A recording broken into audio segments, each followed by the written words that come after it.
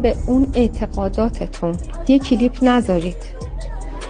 و چیزایی که دارم من الان میشنوم، هر روز یه عده میان میگن اینجوری شده اونجوری شده، نمیدونی دارن اینجوری شده اونجوری شده، داره این کارو میکنه، فردا داره این کارو میکنه، فردا پشت سر بچه تو میخوادی 1000 تا صفحه بذاره. تو رو به اعتقاداتتون، تو رو به پیامبر، تو رو به هر چی که بهش اعتقاد دارین، تو رو به خدایی که بهش اعتقاد داری از بچه من چیزی نذارین. الان کلیپ هایی که داریم پخش میکنین تو یوتیوب من نمیدونم و هر روز هر لحظه یه چیزی پخش میشه، واقعا دل منو به درد میاره، دل پدرشو به درد میاره.